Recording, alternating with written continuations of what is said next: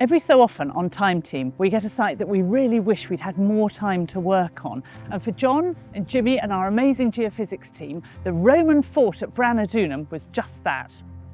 Back in 2012, Time Team came to the village of Brancaster on the North Norfolk coast to investigate a very promising Roman site that showed up in aerial photographs. I've plotted them out. So there are the crop marks of the town. Here's the Roman fort. I don't think I've ever been on a Time Team that has so many crop marks. Based on those photographs, we put trenches across the fort's defences and in one of the buildings in its interior. Must be Roman oyster shells. Oh, yeah.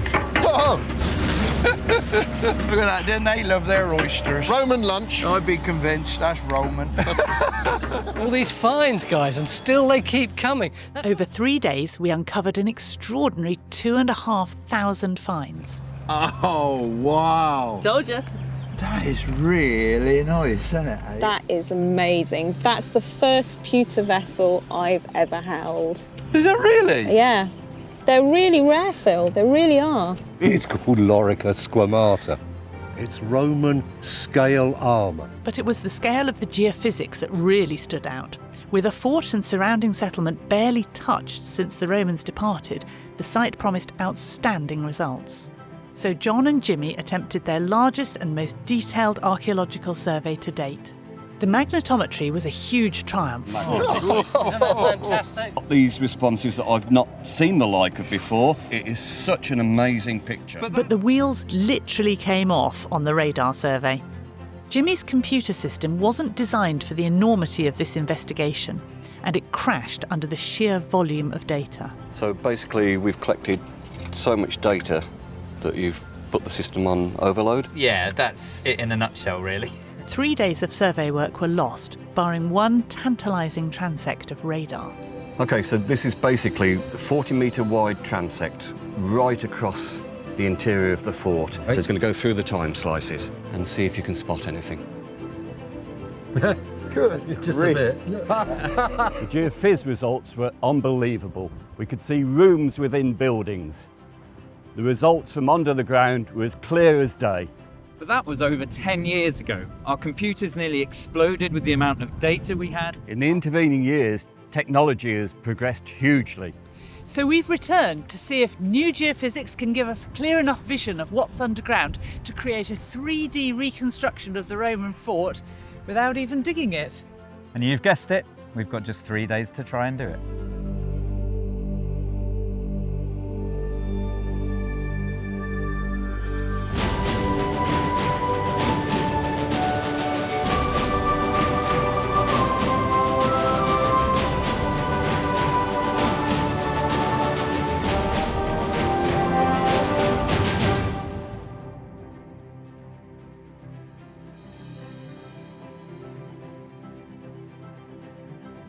"13 years after they were last here, the team have returned to Brancaster for the Branadunam Geofizz Challenge.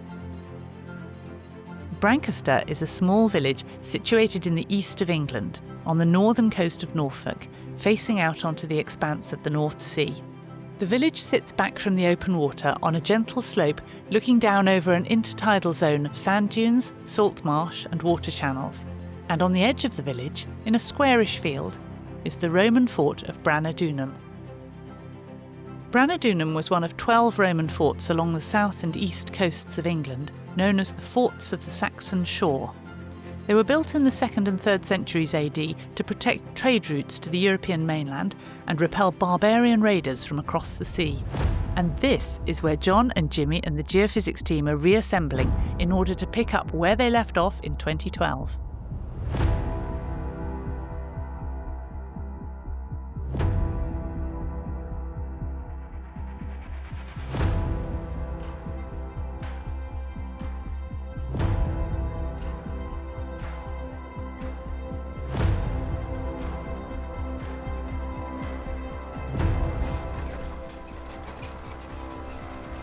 So why have we come back to Branadunam then?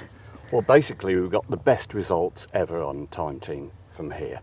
The magnetics were superb. We got a complete picture of the whole fort. We mapped a large area of the Vicus, features to the north of the site. But Jimmy stole the show with his radar. Yeah, I mean, it's a big boast, but I think it's true. These were the best radar results we had to date. And to be honest, these are still the best radar results I've ever collected. But it 100% feels like the one that got away from us. Yeah, because you ran into a lot of technical issues back then, didn't you? Which I suppose are the result of the technology at the time, which has come on a bit. That's it, yeah. I mean, 13 years ago, this was still a very new technology, these multi-channel radar systems. They weren't really designed for bouncing across fields like this. So we had mechanical problems, we had problems with the positioning system, trying to tie everything up. And really the biggest problem was handling that much data. How could we process that in a time scale that made it useful to the archaeologists? So we could only really see that full picture at the end of 3 days, and even then it was a very small part of the field. Yeah, that was the tantalising thing, wasn't it? To get that fantastic view of a little window. We were all intrigued by all these buildings, but you know, it's only about a quarter of the whole fort. We had buildings that had buttresses, we had cross-flue hypercourse, we had pillar stacks, it was floor surfaces. There was so much in there that we could pick out that we would expect to see on a Roman site, but don't always see in such clarity. Yeah. Plus the phasing. Yeah. I mean, that was the critical thing about the radar, giving us the depth information. We could actually see buildings that were earlier than the main fort. The Mancio, for example, walls on a different alignment, and then there's the ring feature. So, how are you going to improve on that? Newer, bigger, better, faster, all of those things. So we've come here with a similar system, so it's multiple GPR antennas, but this one is twice the size of the thing we bought.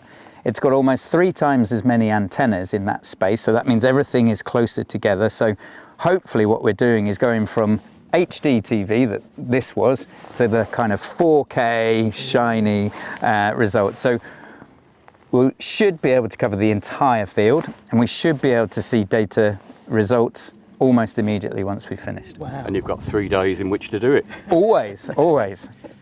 The plan is to conduct 2 separate geophysical surveys of the fort and its surrounding area. A detailed radar survey in the fort field and an extensive magnetometry survey in the fields to the south. In the fort field, leading the radar survey, Jimmy wants to turn the clock back and pick up where he left off in 2012. Even though he only managed to process data for a small strip of the fort, the images he revealed were extraordinary. Roman forts in Britain typically contain the same buildings in a predictable layout. In the middle would be a principia or headquarters, and around that, a commandant's house, stables and barracks, workshops, granaries, plus a bathhouse and a guest house. Jimmy's radar results clearly picked up a principia in the centre of the fort with a host of buildings to the north. These look like barrack blocks, granaries and a substantial gatehouse. But to fully understand these features, Jimmy must now survey the entire field again. Lucy and Mike are towing the latest high-tech radar kit behind their electric cart, collecting around 3 times the information they were able to in 2012, and importantly, with added processing power in their computers. Meanwhile, across the road in the southern field, Simon and Rob are getting ready to start their magnetometry survey.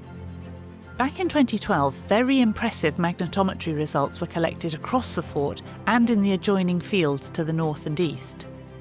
These revealed a vicus, or small town, a network of Roman roads and domestic buildings outside the walls of the military fort. Despite all their high-tech equipment, Simon and Rob are reliant on Shanks's pony and will be pushing their kit around the fields south of the fort, all the while hoping to discover more of the vicus. Day 1, setting up. Here we go. Another high-tech tool is added to the survey of the vicus area, aerial photogrammetry. A drone will fly a pre-programmed grid over the fields, taking thousands of overlapping photographs. These will then be processed to create a detailed 3D relief map of the landscape, complete with all the contours, lumps and bumps. With the fields accurately marked out, both teams are calmly heading up and down, collecting neat lines of readings. But Jimmy can't fully relax until he knows everything is working, including the processing software. So we're going to have a quick look at just the raw slices, just so we can make sure we're not on a wild goose chase. No one's stolen the archaeology in the last 13 years. There should be buildings up in the northeast corner. It looks like there's oh, right. Well, there we go. No, definitely something coming in down there. Well, that might be the edge of the... In the block that we did previously, there was a building cluster that disappeared out the side of the survey area. Okay. And I expect that could well be part of that, because it was towards the north of the field. We might be getting a return down that edge there. Yeah. Because like this, couldn't do this 13 years ago. Like, just to be able to see even rough slices was probably a few hours work, you know, to allow the computer to chug through it, to be able to get to it. You couldn't just run up and down through the raw data like this and get an instant visualization of the stuff that's in the ground. This is brilliant. By lunchtime, both survey teams are happy and collecting vast quantities of data points as they go. Over the course of the day, Rob and Simon walk 20 kilometres and survey some 4 hectares of the Geofizz fields. With 4 sensors on their handcart, that's an impressive 80 kilometres of survey lines in the can. Meanwhile, Lucy and Mike have driven their electric cart just over 10 kilometres, and with 22 sensors spaced just 5 centimetres apart, that's over 220 kilometres of detailed radar survey lines collected across the fort. That's not bad. 3/4 of a fort in 3/4 of a day. I was going to say, you're happy with progress. Yeah, it's it feels like a different world from when we were here last time, doesn't it? I mean... As the sun passes the yard arm, it's time to call it a day in the field. The team heads indoors to take stock. I haven't seen any results, so what have you got to show me? Well, despite all of our concerns about, you know, can we actually do more than we did last time? What's the weather going to be like? All of that kind of stuff. We've actually collected much more than I thought. So we're about 3/4 of the way across the fort, and what we see is the same complexes of buildings that we saw before, the Principia, this strange feature with the oval in the middle. So is that oval, is it real? Because there was a bit of a worry last time that it might not be, it might be a sort of artifact of the processing or something. Yeah, it's real. It just depends what what is causing it. So it could be that it's a sunken feature with tip material in. It could be that it is an oval feature in its own right. But it's much clearer. The last results were fantastic, but this looks even more clear. Can you show me the wonky building? Yeah. So this is our wonky building here. When we're very shallow, we see the floor levels, and then as we get deeper, what we start to see are the foundations of that building. And so clearly it is still, it wasn't some kind of mistake on our part. It is still off the alignment of the other buildings. What I found really interesting is that we're actually seeing the road coming into the main fort, running all the way up to the Principia and actually turning into it and then stopping seemingly. And now, so this bit to the east we didn't catch last time, so is there anything in there? Well, again, this is an area where in the magnetic data we had these sort of linears running north-south, and we were wondering whether it was potentially ridge and furrow agriculture from a later phase, or whether that was evidence of the barracks. Now, John was saying earlier... the barracks. Thought it was the barracks, and now they might have been made of timber. Yes. So we wouldn't expect them to have the same foundations, and we certainly seem to be seeing these rectangular structures down in that southeast corner there. So, I mean, all to play for, really. And what still blows my mind is the fact that we had less than this collected last time and got to this point in time only at the end of day 3, and here we are half an hour after finishing on site, and we're already reviewing where the buildings are, which direction they're pointing in, finding new things like the road. Yeah, and you've got twice as much area as you had in 3 days last time. It makes me happy. But you've also somebody has been surveying on the other side of the road with the magnetometer. Again, I've not actually done the work, but I'm showing the results, and I'm only going to give you a glimpse. Oh no. That is just unbelievable. Need more time. I'm not going to let you see any more. No. Suburbia. It's the start of day 2 and both geophysics teams are taking advantage of the fine, if windy, weather. It's more to and fro for Team Jimmy as they work towards completing their detailed radar survey of the Roman fort, while Team John continues back and forth across the fields to the south of the fort, adding to their magnetometry survey of the surrounding Roman settlement. So we're at day 2 at Brancaster. We've just finished the western field just south of the main target area where the radar is at the moment. We've just finished the mag in there, and day 2 we're just starting in this field. It's quite difficult going, ground's a little bit churned up with lots of brambles underneath, but we're pushing forwards. So far it looks like we might be finding some pretty interesting stuff, but we'll see how we get on.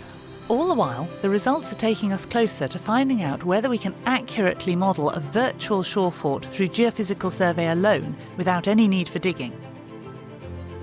Stewart has also arrived, adding his specialist skills to this non-intrusive survey.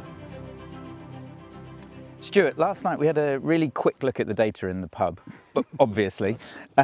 And one of the things that stood out to me about the new data we've collected is that we see what looks like a really clearly metalled road running in from the east of the fort, past what we think might be some barrack blocks and ending at the Principia. Now, what I don't understand is, surely there are other roads in there. Why are we not seeing them in the same way? Is that interesting?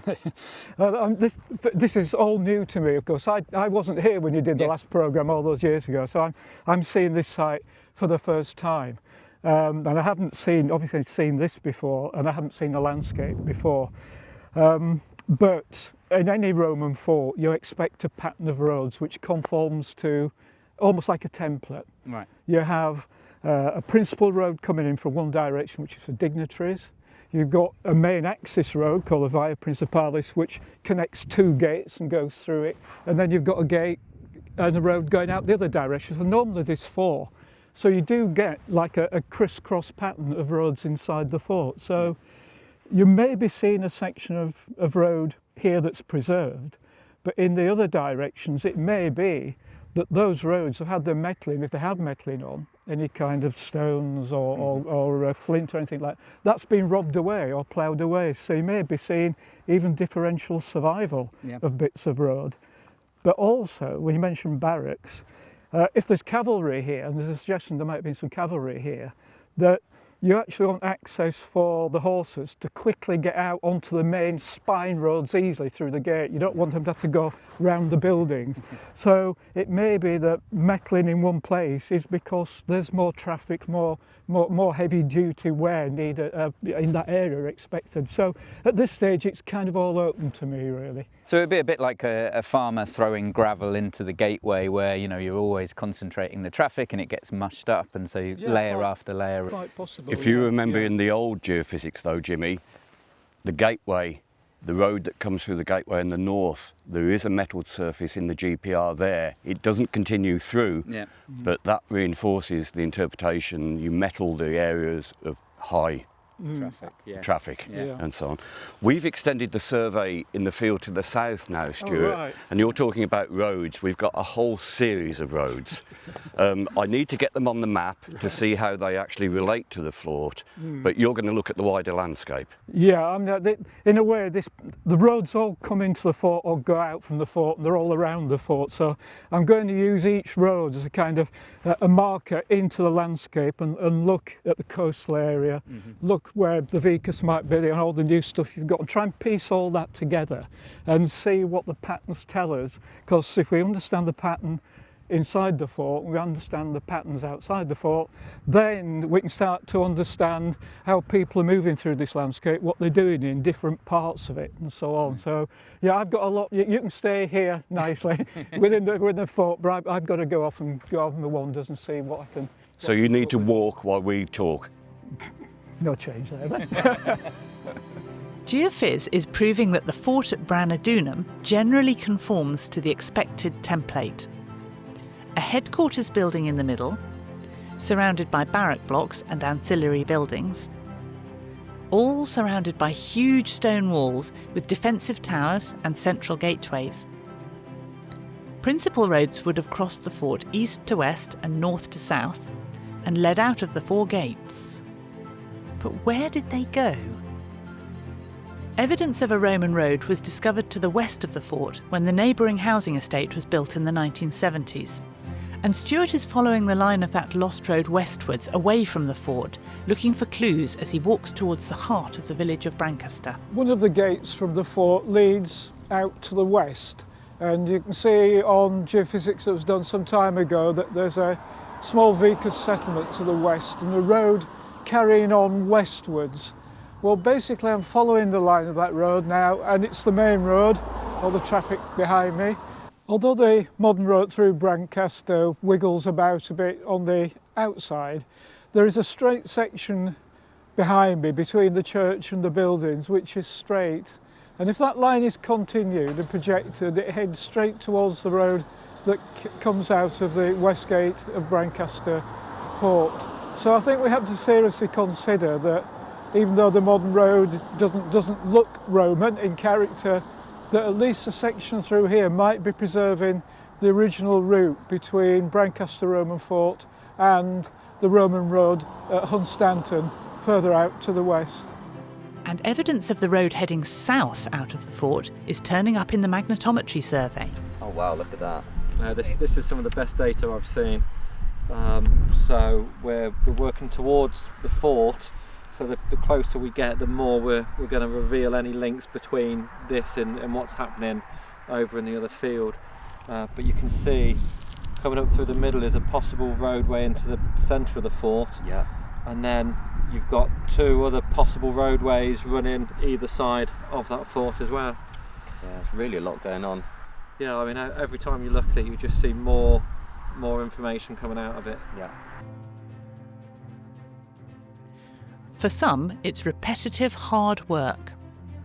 For others, a game of waiting. What we have here is the geophysical equivalent of your mother making you lift your feet up when she's hoovering the carpet. Thank you, Jimmy. Stewart joins Angus to put Branadunam on the wider Roman road map. Kind of looking at the location and the road pattern around the fort into the wider landscape, what we've got are 2 really, really interesting big Roman roads here. We've got one which comes up there, past Holcombe, and heads to the coast, yeah. And then we've got Pedder's Way here, going straight through the landscape up to the coast here.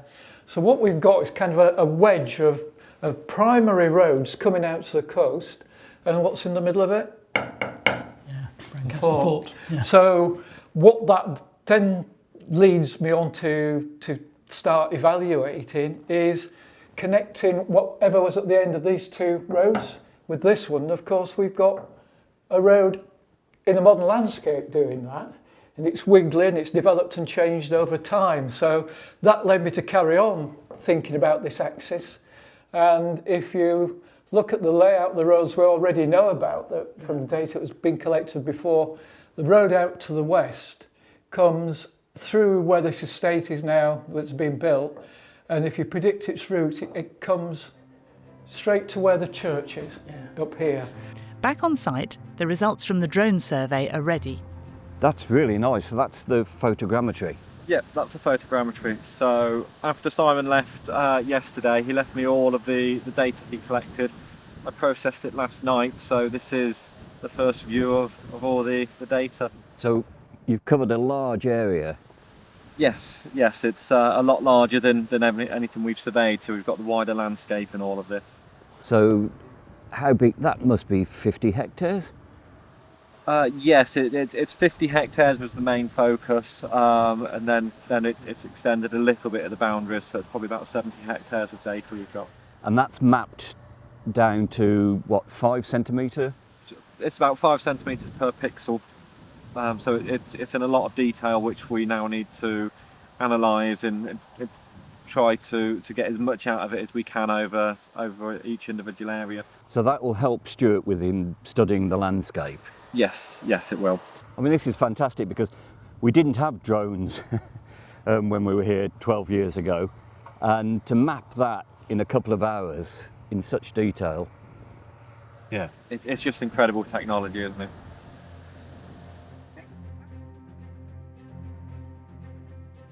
In the fort, Stewart turns his focus to the north gate, which is curiously facing the sea.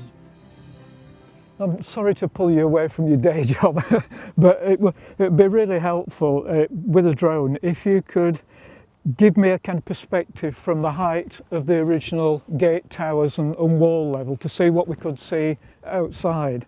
Can you actually get it up to a level of, say, somewhere between 5 and 8 metres initially, just to get an idea of what that view is? That's roughly the sort of height we might expect with a wall and gate towers. Yeah, that's easy enough to do. There's a height measurement on the screen, so I can get it to any specific height you need. Okay, well, if we can take it up to that initially, and I can have a look visually and just get an idea of what that height would be to see whether it looks okay. Yep. If we do that first,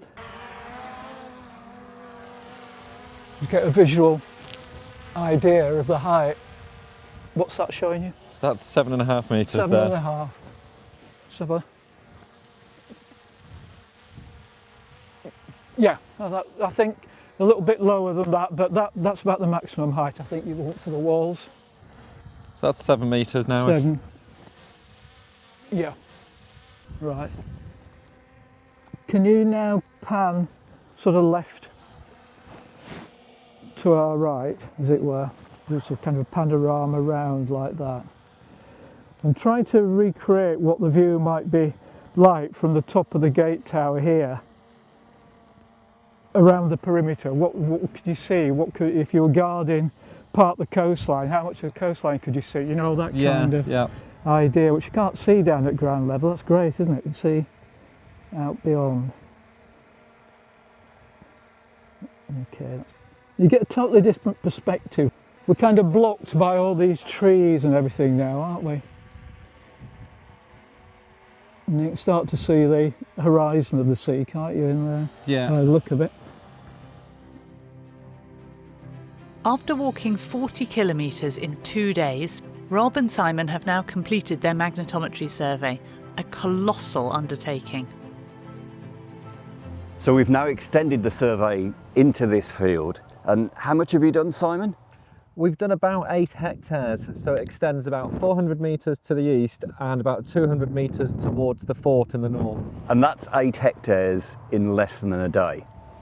Brilliant. We couldn't have done that, 12 years ago. Yeah. And look at the results. A whole complex of small streets, individual properties. What will be interesting is to see if we can actually look at the data a bit more closely and see if we've got areas that are industrial, yes, as opposed to gardens and so on. But we haven't had a chance to do that yet. So I think you've got a concentration of the settlement here and to the east, and it is falling away as you go to the west. But it's clearly continuing southwards and eastwards. And this, if you look at the density of little houses there must have been in there, this is a big population because we got the vicus that we know about under the housing estate, and your plot was only getting the edge of it to the east. But may sound a stupid question, when does a vicus become a town? Yeah, exactly. Well, it's not a question for me, but maybe for a Romanist. Because this is a large settlement now, isn't it? Yeah, one of the things we were looking for in a way is the limit of the settlement. Maybe we've got it to the west to an extent, but we certainly haven't got it south, and we haven't got it going east either. Lucy and Mike still have a way to go with their radar survey, but their results just keep getting better and better. So we're seeing this in real time, Jimmy? Yeah, you caught me.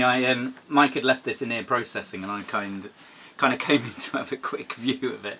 So you'll see it gradually fill in across the field. But I mean, so these are the strips of data that he's collecting.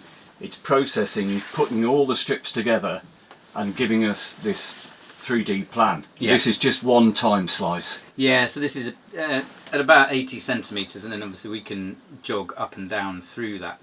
But the previous survey we did was just that strip through the middle there, like halfway through that building, round the bottom, and kind of back up this side. So, and that took you 3 days to process that. This is actually processing all the data while we speak, and in the past 10 minutes it's moved from the left of the screen to the right, processing tens of thousands, if not hundreds of thousands of points. Oh, Mike did the sums. It's in the billions. In the billions? It's in the billions, yeah. The thing is that I find amazing about this is that I would be haunched over the laptop previously, and every step of the processing you had to kind of do manually. So now we just kind of say, right, we want you to take that data, we want you to we want you to take that data and we want you to provide us with this volume that we can then slice through it, and it does that while we're having our lunch. You know, no more kind of head in hands, just, oh, have I got the right settings, having to go back and change stuff. It's a different world. One mystery, given the enormity of the fort and its defences, is where did all the stone go? Over in the village, Angus has found at least part of the answer.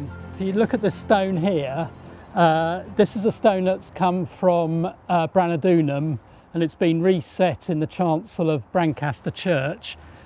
But it's quite uniform sized blocks, which would be classic Roman, but it's a very particular type of stone that comes from near Castle Rising, which is not all that far away on the Norfolk coast. And it's got, you know, it's a sort of sandstone with a bit of twinkle to it. It would have been much whiter when it was freshly quarried and in the fort. What's intriguing me is that there's no Roman tile in the church, and normally that's what the medieval people went for when they wanted to recycle Roman material.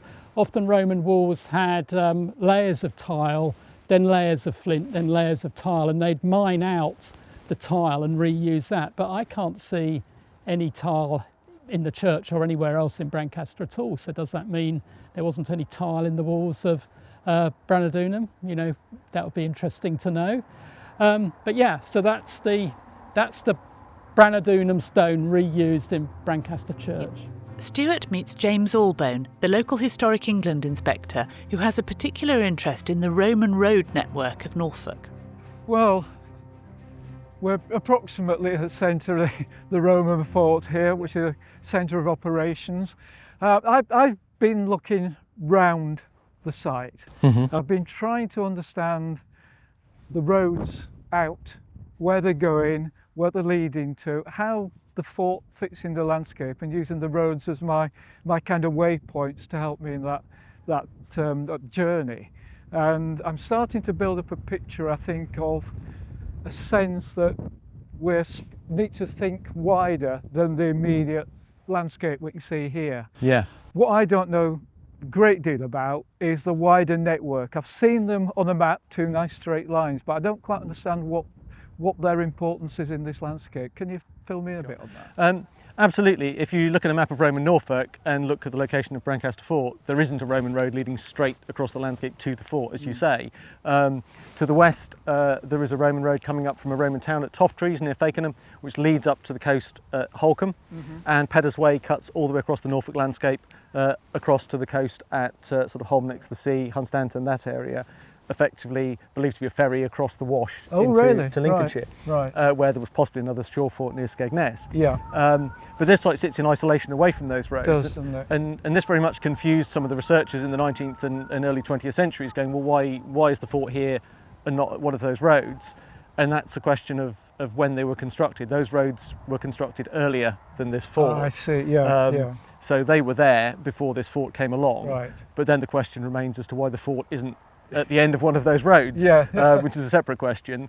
And I think that's down to the fact that this shore fort, its maritime focus, connecting that way is the important thing, not the locations on either of those two roads. Interestingly, when you look at that triangulation almost, then Brancaster is halfway between the top points of those roads. I mean, it literally is halfway, and it strikes me that it's here because it's here from the sea point of view, the accessibility with a landing focus, but also that whatever's going on here, you could easily spread your wings out onto either of those two corridors. Absolutely.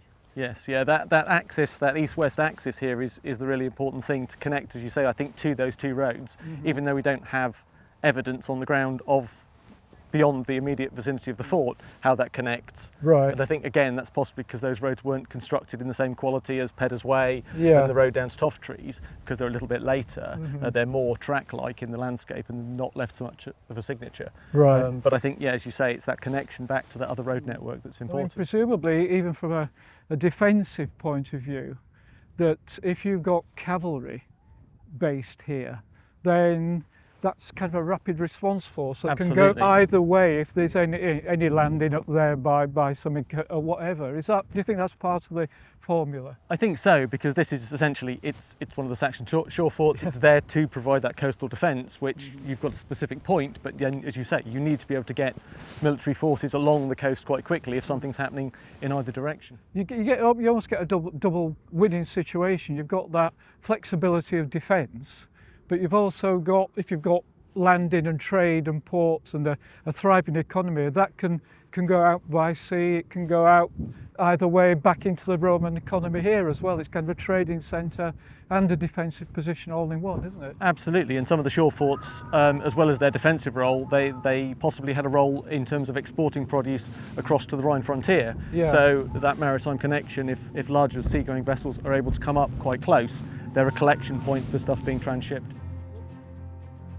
It's now the end of day 2, and the team are well pleased with their efforts and results so far. I'm going to do the normal, start on the surface, start going down on the deck. Jesus. If you'd like to see more episodes like this, you can make it happen. Enjoy front row seats for the greatest show on Earth and under it. Join Time Team on Patreon to access exclusive 3D models, masterclasses, and behind-the-scenes insights. It's the morning of the final day. With the magnetometry survey already completed, Team Jimmy are playing catch-up. Now that the interior is recorded, Lucy and Mike are scanning the last of the defences on the edge of the fort. Meanwhile, Stewart is ready to expand his landscape survey towards the sea. I've now explored all around the fort, and particularly in relation to the roads that lead to and from it. And it's quite clear that there's intense activity on 3 sides of the fort, on the west, the south and the east. These are trading areas, storage areas, annuals will be kept. It's a busy area, there are trackways and pathways, really quite intense activity in those areas.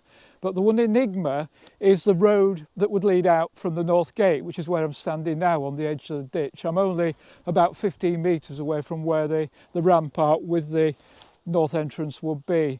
And this is only a very narrow strip of land between the edge of the ditch, round the fort, and the former shoreline area. And there is no evidence of a road across here, and there's nothing in the geophysical survey, and it's a very narrow strip. So in reality, any entrance here is really just simply to see and to impress people who might approach from the sea. We're on a slightly higher bit of ground here, and if you can imagine the wall there with a big gateway, and it will stand out from that direction. But would you actually land here and approach it from this direction? The north entrance is really reserved and kept for dignitaries and people who are important who are coming to trade and visit. All the other entrances are largely functional.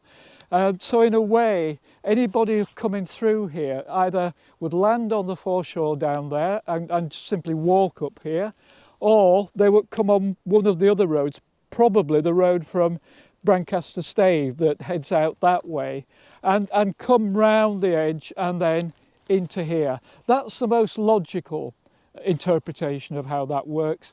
Another alternative is that there is a depression beyond the wood over there, and the shoreline is close there. It is quite possible that particular visitors may have had effectively a private landing place somewhere here, so they could come round directly, get off the boat and walk up into there?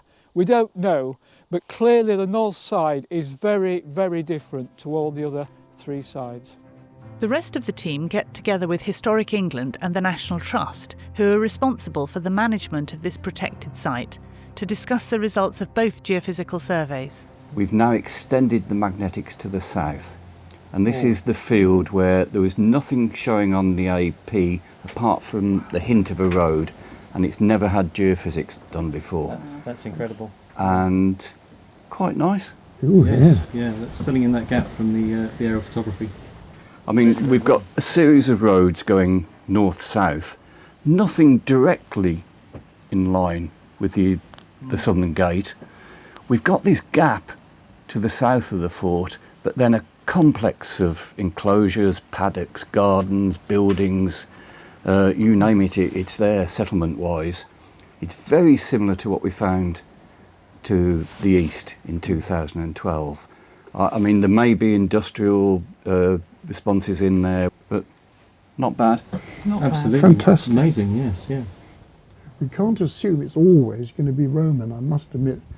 Those fields look very sort of Iron Agey to me, I must admit. I mean, we can't date with the geophysics, obviously, but it would be nice to know, as you say, whether that's earlier and then later development close to the fort. So that's the magnetics. Now Jimmy and Mike's radar. We've now done the whole, just about the whole fort.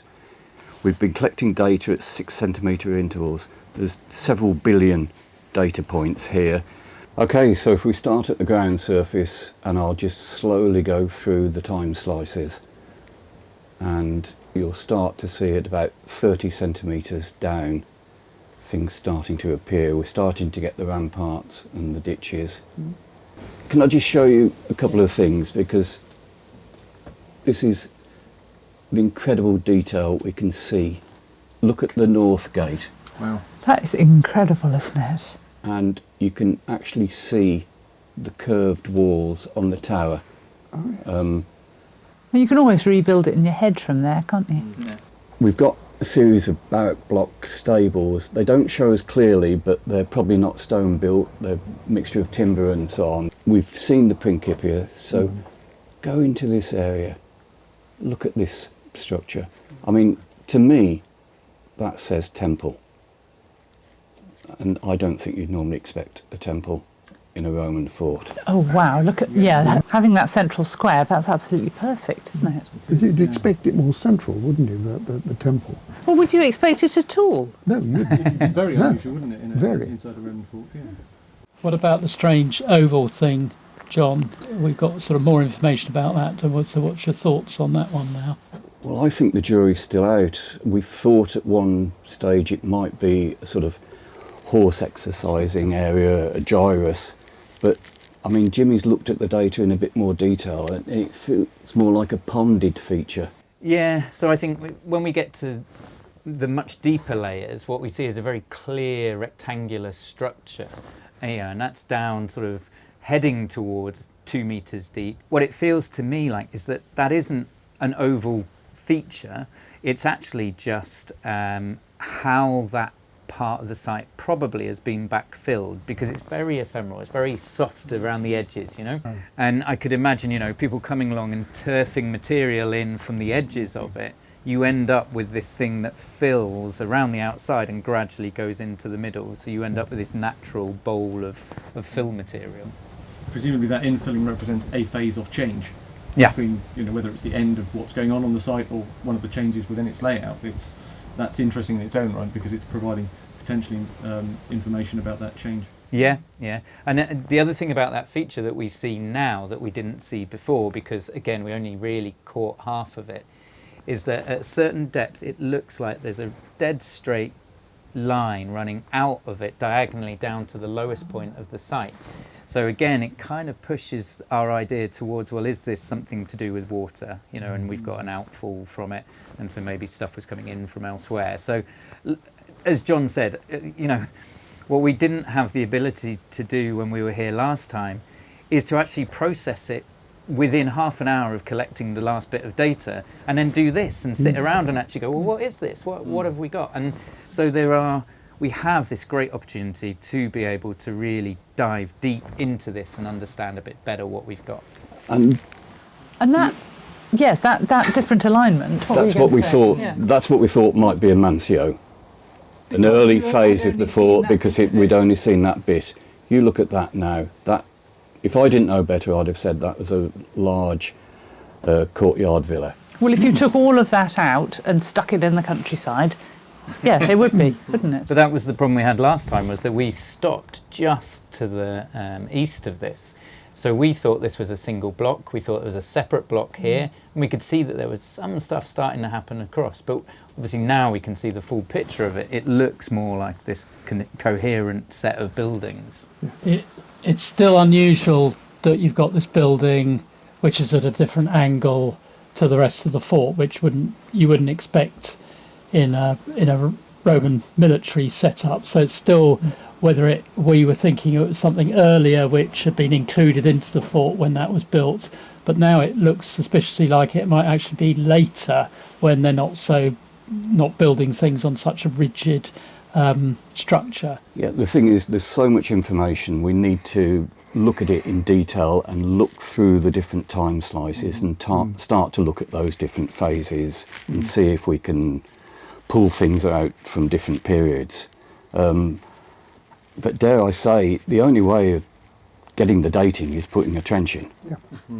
I mean, the geophysics I think is pretty impressive and so on, but the one thing we can't do is date. We can only date things relatively speaking. What it is showing us is there's an incredible level of complexity inside a fort, whereas we might have thought they were relatively single plan, but actually there's multiple phases, really complex layout here, which we haven't necessarily got all that information for shore forts previously. Yeah, I mean, the southern half seems to conform with standard plans of Roman forts, doesn't it? But the north, to have a temple, maybe a villa building, and other structures. The whole thing's looking very impressive, John. Well done, Jimmy. Yeah, they're amazing results. Yeah. So bang goes the idea that we can build an accurate 3D model of this fort without digging. We'll need to think long and hard about the next steps. Stewart's hunt for a potential landing place is now taking him from the fort field down to the edge of the marshes and the intertidal zone. I'm now down at the shoreline below the northern side of the fort, and a complete contrast when you get down here. It really is just a wild expanse of marshland. You can see elements of the creek system in here, the water channels, and they almost look like islands in the distance, but they're sand dunes which have grown over a long period of time as materials being deposited from the sea, and gradually the wind blowing more sand and material on them, they've actually grown to like little islands out there. The perspective we see now at this level, although it wouldn't have looked like this in the Roman period, it's much more likely the tide would come much further in than it is now, up to very close to the level we're at this point in time. So I have to picture this landscape in a totally different way. A lot of those sand dunes have grown in modern historical times, and it changes your perspective somewhat when you look at a landscape, because you actually don't feel you're really next to the water when you're on the fort. You can't even really see it from inside the fort now because of the hedge lines. So when I get to this point here, it's really the first time I've seen the field that contains most of the vicus that's been picked up on the geophysical survey, with its complex of roads, plots and buildings, very densely populated in effect in the field between the fort and Brancaster Staithes. There's a whole sort of stretch of very intense geophysical signatures through there. And what is interesting seeing it from this perspective is that there's very little change in level between where I am, which is right on the edge of the kind of tidal limit down here, and the field. It's a very, very gentle slope. And what that is indicating is that we don't have the loss of cliffs or high level of erosion which has wiped away a lot of this landscape. It's very different. We're almost right on the edge, as it were, and we're seeing to some extent more deposition of material and getting boggy and building up lots of vegetation, lots of wetland and so on, rather than things being eroded away. It's a very different perspective once you get down here, and this is a lovely area, in fact, for settlement. It's on the edge of the foreshore. There's a possible landing point further down, and you've got the fort on the other side. And what I want to do is examine that relationship between where the fort is and this place called Brancaster Staithes, where I'm heading at the moment. Back in the fort, the clock is ticking down. But Mike and Lucy are on the home stretch, trying to locate the final corner tower. Keeping the marshes to his left, Stewart has followed the coastal path for half a mile to the nearby hamlet of Brancaster Staithes. Now we get down to the edge of the water and look back along the shoreline. You can't actually see Brancaster Fort because it's behind those trees over there. It's difficult to point out from this point, but we're about 500 metres away from the fort itself, and we know the vicus on the east side of it is spreading out towards where we are in this area here. So in a way, this is the first time we're at the water's edge, and this is where a channel comes in from the sea, and you can see by the number of boats that are still moored in here that it's still an active channel. You can navigate your way out into the open sea round the bend that way. And up until the 19th century, this was still used as a busy port for stone and various other things were shipped in and out of here. So this channel is active, has been active in the past, and even with all the sand dunes around it, this channel will have had to adapt as all those sand dunes have been created. But it's clear the sea can get to this shoreline, and that's evidenced by what we see here in Brancaster Staithes today. It's time to discuss our next steps with Historic England and the National Trust. Except that we've now been all totally surprised about what we found in this fort, which doesn't conform to any of our views of what a fort should look like. Yeah. So we're now all slightly flummoxed about what these buildings actually are, what date they are. You know, are we looking at some very late buildings and some much earlier buildings, and the function of nearly everything we found we don't understand. So, you know, there is still good arguments for excavation, in that the only way we're going to understand the dating and sequence of a lot and function of a lot of these things is by excavation. And so from Historic England's point of view, though, I mean, you wear two hats, don't you, really? You're a Romanist, but you're also a Historic England person. Do they combine? Is your main aim how to manage this place, or is your main aim how to get more information out of it? There's a balance there in terms of protection of a scheduled monument and preserving it for the future in the condition in which we find it now. So obviously increasing our knowledge to help inform future management of the site is really important, but equally, as Angus has said, excavation is harmful. So if we are, you know, looking at things like that on any site, it is a balance of what are the research questions and against the impact that it would have. Stewart, meanwhile, has taken himself down to the beach to get one final perspective of the fort in the landscape from the sea itself. Well, this is a real vantage point. It's a bit of a climb, it's a bit of a walk around, but it's well worth the effort. We've come round the beach, we can see the sea for the first time, and suddenly the idea of ships coming in overseas, potential raiders on the coast, all starts to paint the picture a bit of this coastline, how it might have been in the Roman period. But to see a whole strip of this Norfolk coastline from one vantage point, I can see exactly where the fort is. I can see the slope up to the escarpment behind it, where Geophysical Survey has been finding lots of interesting things up behind the fort. I can see Brancaster stays, I can see the boats in the harbour, and in reality I can see a whole chunk of landscape between Hunstanton, where there's a major Roman road goes to, and out to the east another big Roman road goes out to the coast just beyond the horizon there, and Brancaster is in the middle of it. I can see it's on a slightly raised bit of ground there behind the trees, but elsewhere it's a very gentle slope down to the former shoreline.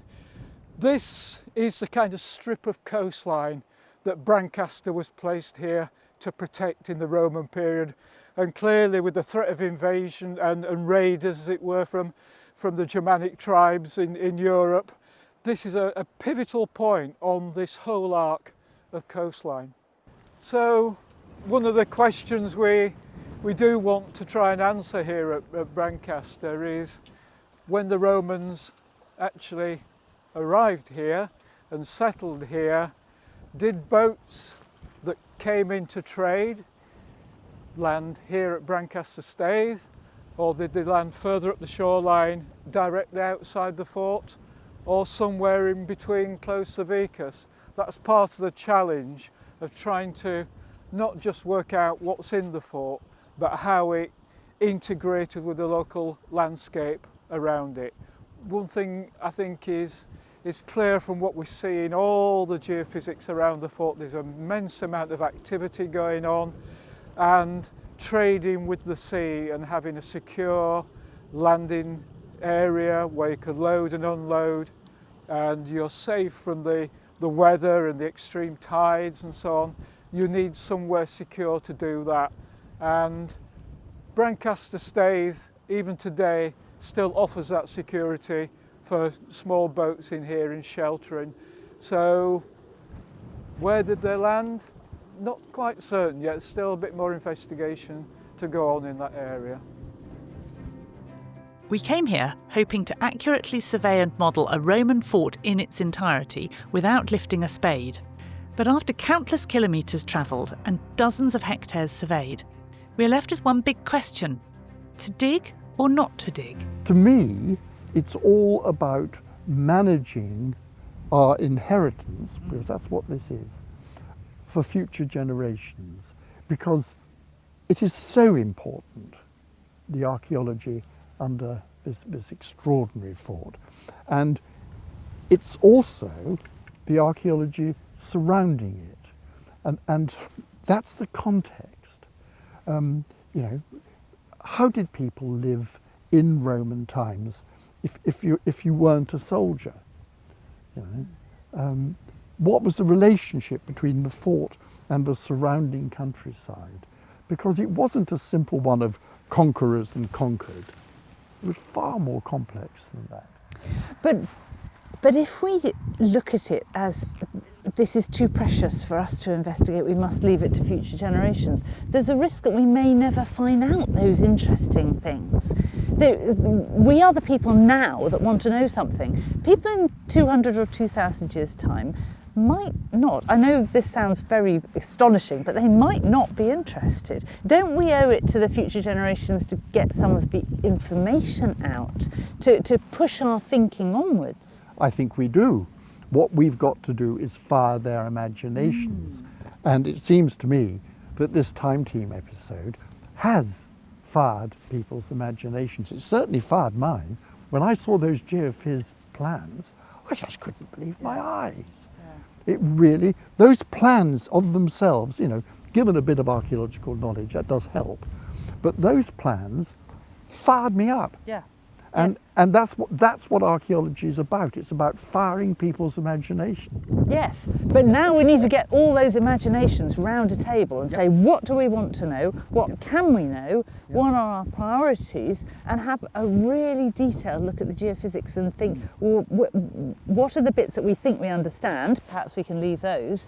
And what are the bits that are absolutely baffling? And maybe we could solve some of those problems with a bit of targeted excavation, but nothing too small. Nothing too big, but nothing too small. Just in time, Mike and Lucy have finished their survey of the fort. So we had 3 days to finish the geophysics. Did we manage it? We did. We covered a total area of 4.4 hectares. We're measuring every 6 centimetres across the whole site, which equates to 5.8 billion data points. My goodness. Right, and what has it concluded? What can we see? So if we have a look at the time slice, and we'll go down the time slice in depth, and as we cut through the earth, we can see the 4 corners of the fort. My goodness. We're looking at the 4 watchtowers there. Yeah, those little square towers inside the curved edge. Wow. But this area is really blank, isn't it? And we can also hardly see anything of the roads at this point. What's going on there? Well, that stuff to the east is the vicus, and so that we wouldn't expect to see the same level of response that we get inside the fort, because the structures would have been of a different construction, and your eye does tend to get drawn back to all the good stuff that's happening in the middle of there. So even though that's full of things on the magnetometry, we shouldn't worry that we can't see it on the radar? I wouldn't say you can't see it. I mean, there's stuff in there, but your eye does tend to wander. Yes. Yes, well, I had been hoping though that once we had the geophysics of particularly of the outside and the corners and so on, we could just send it all over to Bear and say, okay, now rebuild us this 3D fort right up to the roof and let us all see what it looked like. But it's not going to be that simple. Well, he can do it for the southern half of the fort. We've got all those buildings, we understand those. We're just not sure what we've got in the north, but lots of buildings. Yeah, I mean, what do we go to him and say? Yeah, throw us in a temple there, will you? And also, I'd like a really posh villa just up in the top corner, thank you very much. Yeah, okay, that is going to look a bit weird. Yes, you're right, you're right. So that means that we have to dig some of it. This is the thing. As a geophysicist, we came here with this idea of, could we push the boundaries of geophysics? Could we get to a point where we could say, no digging required? Here's the perfect blueprint of a Roman Saxon shore fort. We know what they're supposed to look like, and here are all the features within it.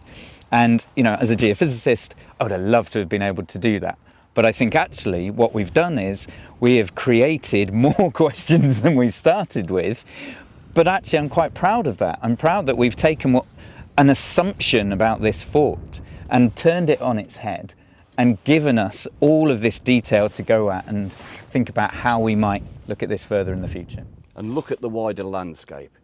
The magnetic has shown that we've got the vicus extending to the south. We haven't found the limits of it. We don't know how far it goes to the east. I mean, it's looking to me like a small town. So let's see how Matt can reconstruct the whole of that. The billions of points of radar and magnetometry data collected can certainly be processed, pulled together and plotted in 3 dimensions. Thanks to modern computing, we now have the ability to see so much of the archaeology underground without breaking soil, from surface level as far as 2 metres down. This is an extraordinary thing, to be able to see in detail complex buildings, individual rooms, corridors and floor surfaces deep under the ground, unimaginable for most of us when we began our careers in archaeology. But geophysics can't do everything.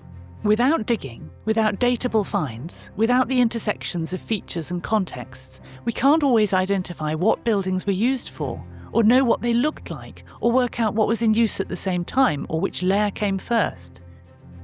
It's as if the more detail you can see, the more detailed questions you have. And in order to truly understand this site, we will have to return and augment our extraordinary geophysical surveys the old-fashioned way, with hand tools and perspiration.